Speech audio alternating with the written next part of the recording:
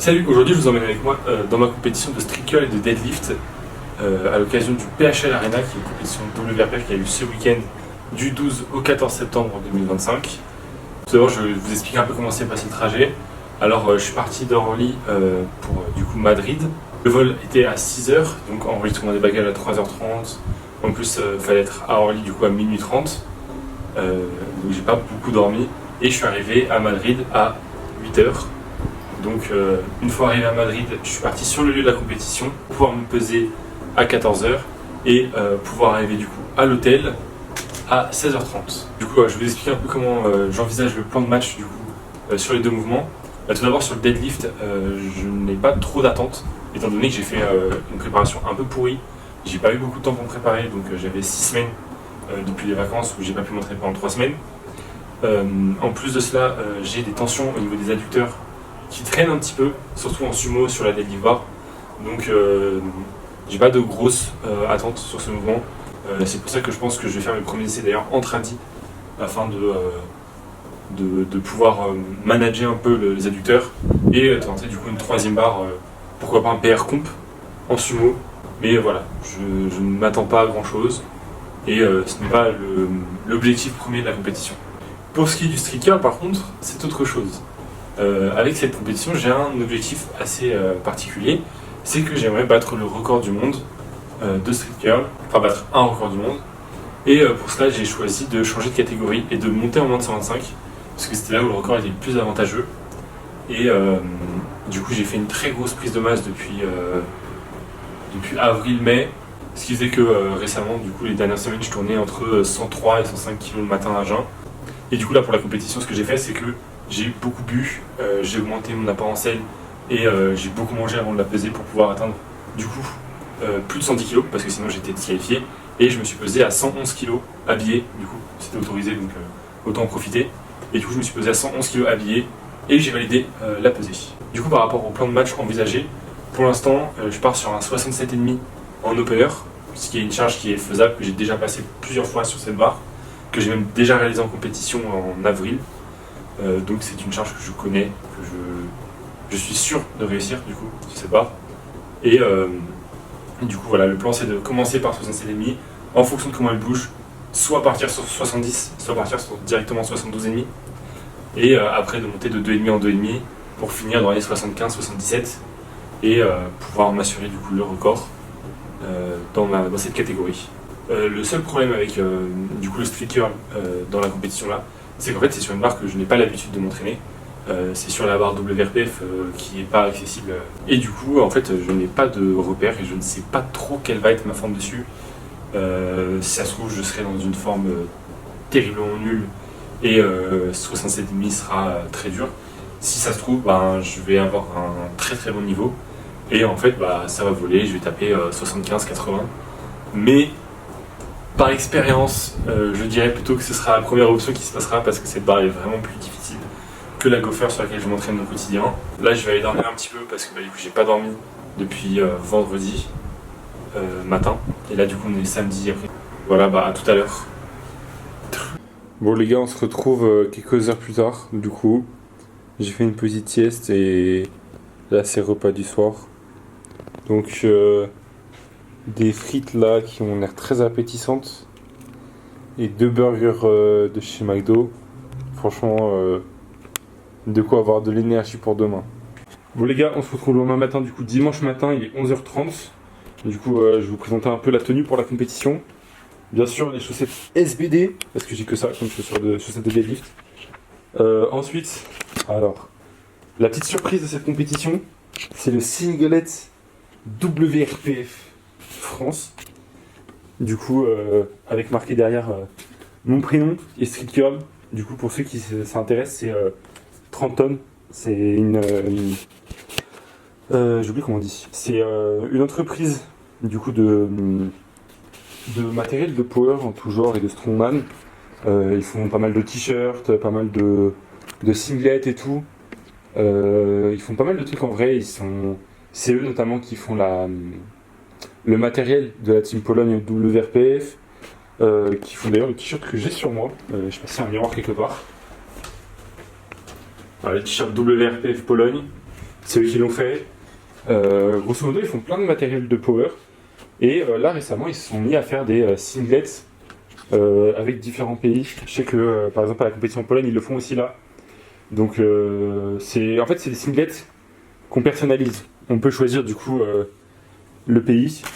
Donc France, Angleterre, Allemagne, Pologne, tous les pays c'est possible. Un petit drapeau que tu peux personnaliser. Et derrière, tu marques ton prénom. Et si tu peux marquer un truc en bas, du coup moi je vais marquer Street Curl. Vu qu'on n'a pas de singlet pour le curl. Et en vrai, se ramener avec un singlet SBD c'est cool, mais je trouve que quand même les singlets en WRF, ils sont plus stylés quand même qu'en IPF, il faut le dire. Et bon après c'est pas un singlet de France hein, comme on pourrait avoir en France avec les SBD. Hein. Ces singlets là n'ont pas de valeur. Alors que les singlets de France, si un jour Nathan il voit cette vidéo, fais attention à ton singlet de France. Je sais que tu habites à Poissy. Tu sais, j'habite pas loin de Poissy. À tout moment, ça vient, hop, t'as plus de singlet. Bref. Non, c'est un singlet qui n'a pas vraiment de valeur, mais honnêtement, moi je trouve qu'il est stylé quand même. Il est stylé, l'écriture comme ça, en dessous comme ça. Ça rend un petit style quand même.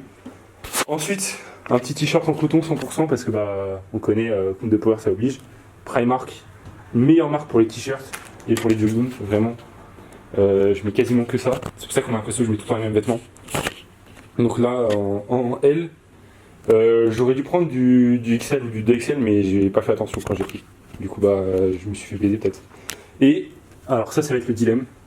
Soit le bandeau en rouge, soit le bandeau Sound Worker.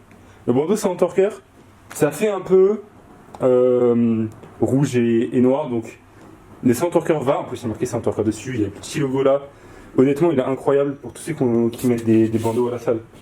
Vraiment, Sound Worker, il est fou. Ou sinon, le bandeau rouge, bon, il est dégueulasse. Hein. Il est dégueulasse. Il y a de la whey dessus, il y a de la magnésie dessus. Il a vécu ce bandeau. Mais ce qui est bien, c'est qu'il est rouge. Du coup, il va avec le singlet, avec les chaussettes et avec les Aventus. Donc et avec la ceinture. La ceinture est rouge et noire aussi. Donc, je sais pas encore. Ça se trouve, je vais faire le deadlift en bandeau noir et le street curl en bandeau rouge. C'est pas comme en IPF où t'es obligé d'avoir tout le temps la même tenue. Il n'y a pas de vérification de matériel en WRPF. Mais voilà, je vais préparer mon sac là, il est vide. Et on se retrouve après sur le lieu de la compétition. Je vous montre juste en 2 secondes le repas d'hier. Voilà, on va tout à l'heure.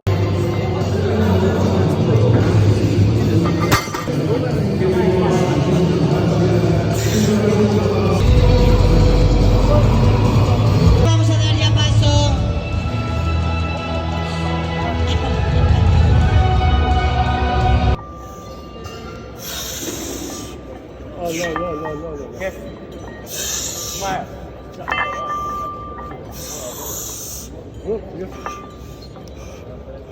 Allez, allez. Allez, Benjamin. Vas-y, recule là. Viens.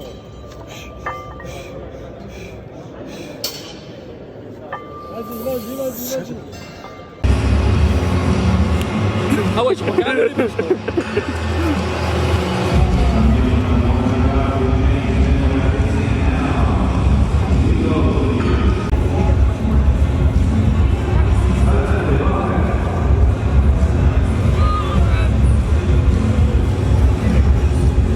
Dépêche-toi là. Décidant, todo.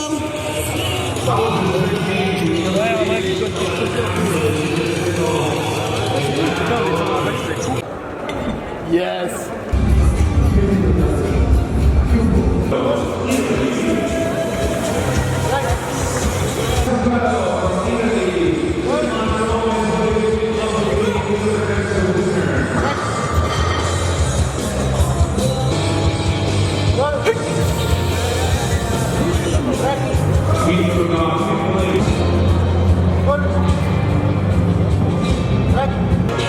Movimiento válido.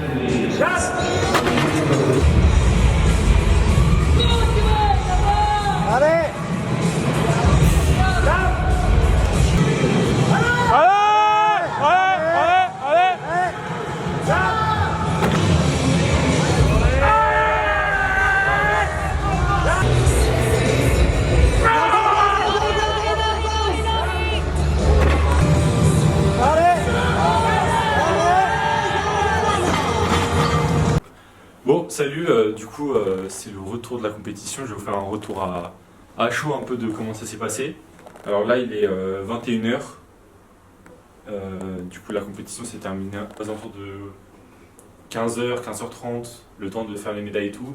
Après, on allait manger McDo et tout avec Jeff, Nico et Mickaël. Du coup, je vais vous faire un petit récap de comment ça s'est passé la compétition. C'était montagne russe, des hauts, des bas, des surprises un peu moins cool. Pas mal de choses qui sont passées au final, pas mal de choses à retenir de cette compétition. Du coup, j'ai commencé par le deadlift, du coup, vu que c'était le premier mouvement que j'ai fait. Attends, ça me stresse, on voit pas ma tête, on voit pas le bout de ma tête.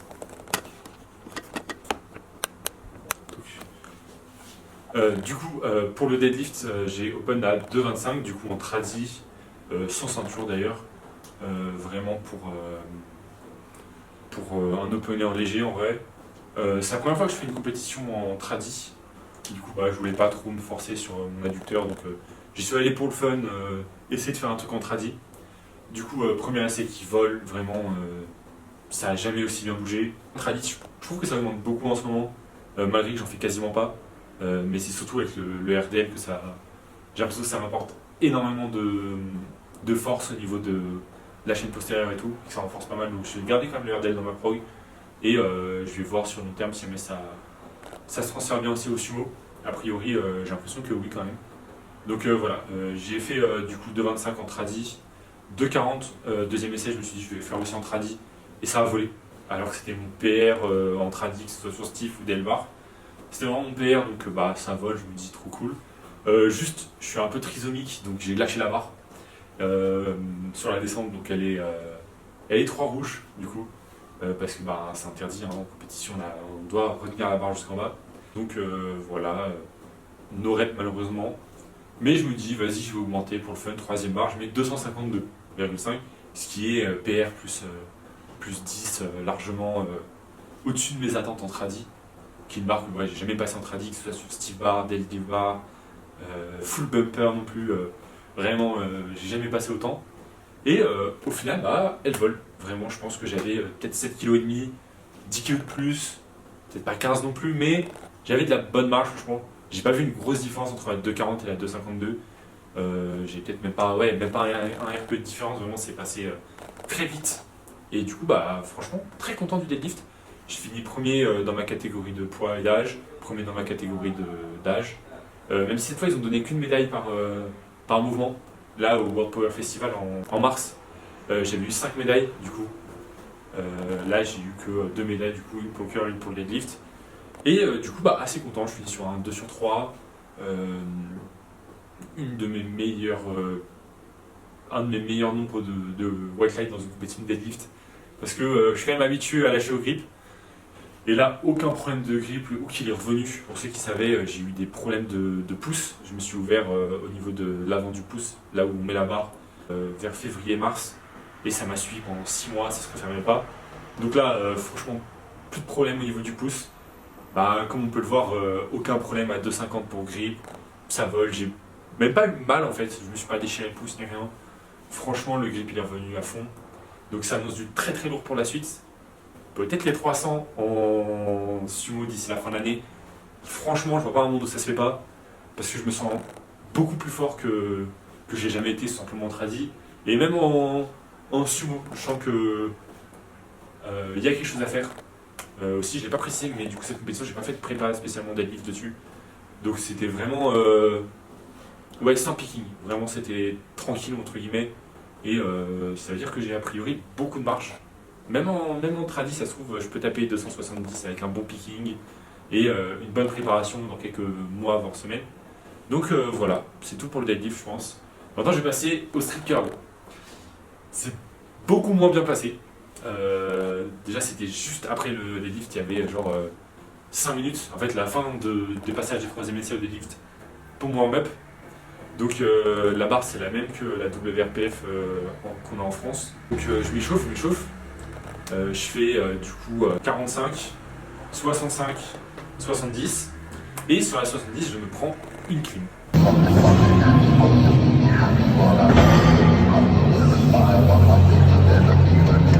Mais une clean, genre je n'avais pas 1 gramme de plus je pense. Enfin À ce moment-là, je pensais ne pas avoir un gramme de plus pendant la rep.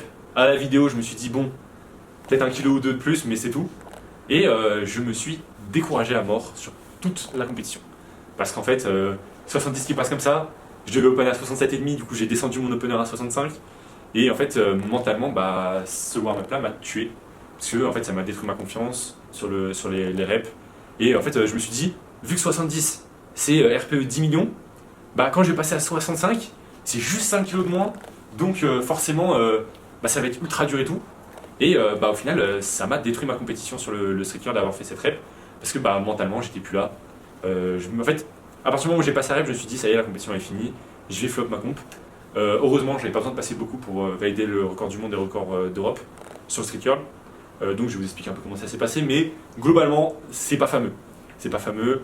Du coup, pour mon échauffement, bah, je suis monté jusqu'à 70. Après, je suis passé en cheat curl. Moi, j'aime beaucoup m'échauffer en cheat curl pour les compétitions de curl.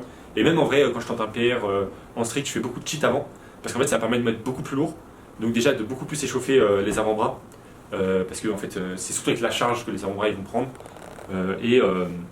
Ouais, mettre lourd, ça permet de bien les échauffer, mettre beaucoup de force et tout.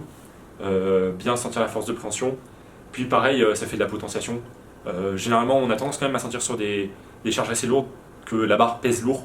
Au sens, on la sent lourde. Du coup, bah, ce que j'aime bien faire, c'est mettre plus lourd avant. Du coup, en cheat curl pour pas me fatiguer. Et du coup, après, redescendre pour mon opener. Et qu'en fait, je la sente léger par rapport aux barres d'avant. Donc là, j'ai fait quelques reps à 85 kg, je crois, ou 80 kg sur du cheat. Après, j'ai pas pu utiliser la barre de la compétition parce qu'elle était. En gros, ils l'ont pris, la zone de chauffe, pour la mettre sur le plateau.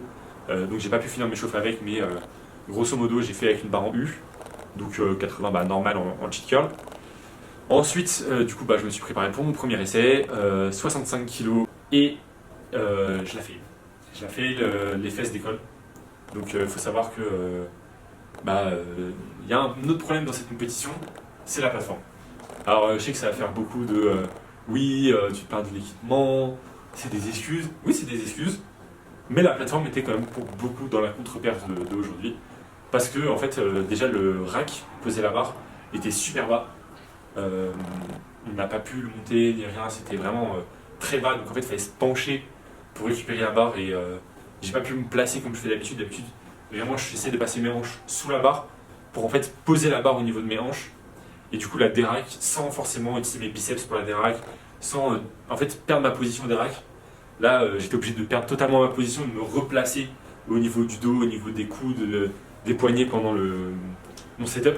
Ce qui faisait déjà sentir la barre lourde au déraque. Parce que je la sens direct avec mes biceps. Direct, en fait, je la tire de par terre quasiment. Là où normalement, en fait, je place mes hanches, je la décolle avec mes hanches, je me place et j'attends. Et en fait, quand je fais mon setup habituel, en fait, je ne sens pas la barre avant de commencer à curl. Parce qu'elle est posée sur mes hanches.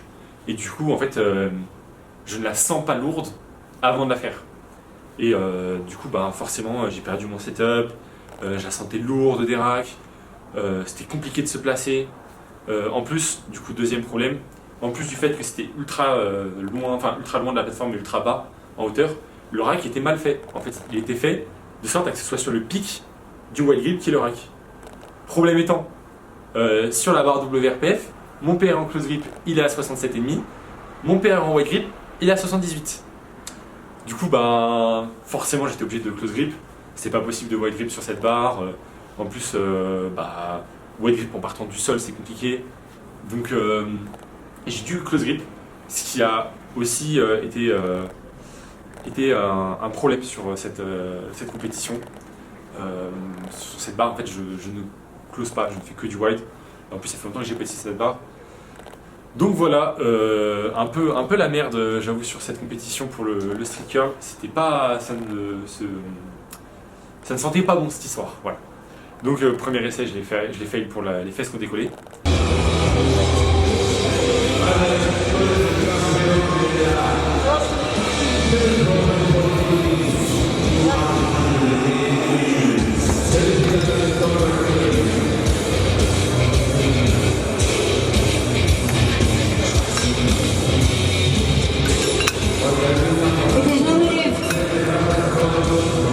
Parce qu'en fait, fait, la ligne aussi était super proche du mur. Donc en fait, quand j'envoie, en fait, de côté, quand j'envoie, j'ai mes hanches qui, des fois, partent un petit peu et du coup, ça décolle du mur et du coup, bah, le rep, en plus, j'ai pas forcément la possibilité de pousser dans mes jambes pour rester contre le mur. Donc je décolle les fesses sur la première premier essai. Déjà que j'étais pas en confiance, la confiance, elle rebaisse. Donc deuxième essai, je décide de laisser la même barre. Il faut juste que je la valide pour avoir le record du monde, donc pas besoin de monter, pas de pression. Je la retente, elle passe, assez dur, mais je contrôle vraiment la montée, pas décoller les fesses, être le plus propre possible, vraiment qu'il n'y ait aucun défaut sur le curl pour qu'il soit validé. Et bah c'est chose faite, 3 blanches.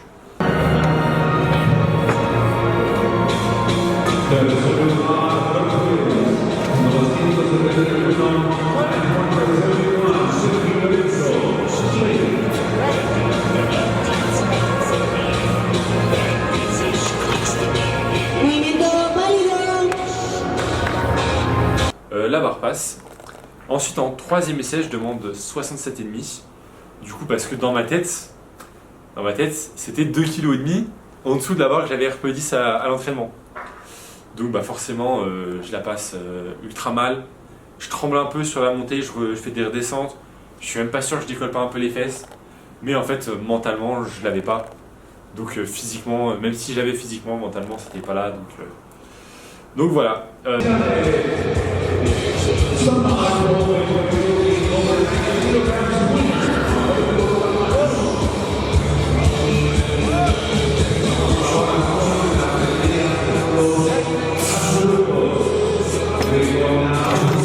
Je finis à 65 kg, ce qui est en soi juste 2,5 kg en dessous de mon PR sur cette barre en close grip. À savoir que du coup la 67,5 que j'ai monté était un PR égal sur cette barre en close grip.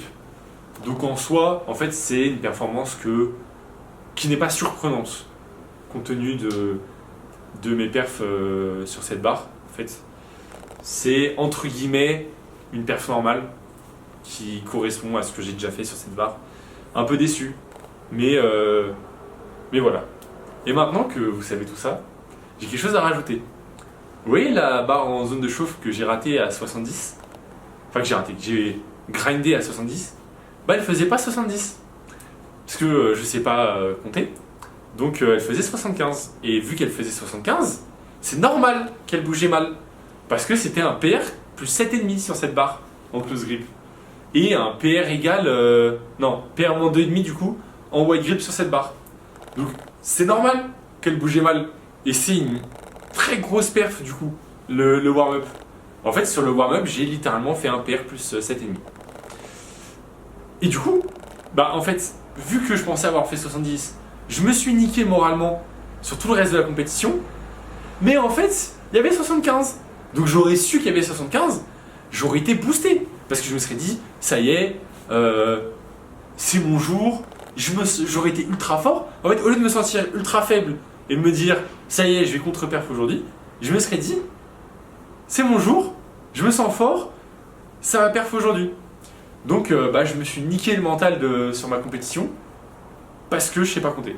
Voilà, j'aurais su compter, bah, j'aurais fait une compétition de fou parce que mentalement, avoir passé 75 à cette vitesse-là en close grip, c'est une dinguerie, c'est purement une dinguerie.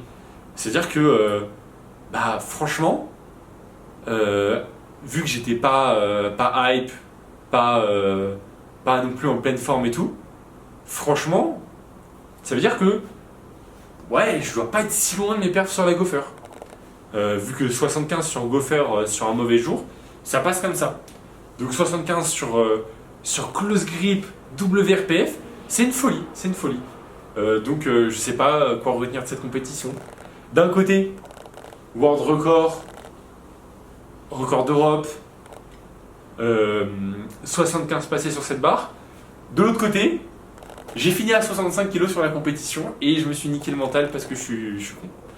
Voilà, donc voilà, il y a des bons et des moins bons. J'ai dit que c'était les montagnes russes cette compétition, donc voilà, bah, je pense que c'est tout pour du coup ce vlog entre guillemets de la compétition. J'espère que vous avez kiffé le récap. Donc voilà, récap de la compétition, 252 au deadlift, 65 au curl, world record, du coup deadlift, européen record au curl. Ma prochaine comp ce sera sûrement à Annecy, du coup pour la compétition organisée par la WPPL. A priori je ferai pas les France cette année, mais voilà, franchement j'espère que vous avez kiffé, et voilà hein.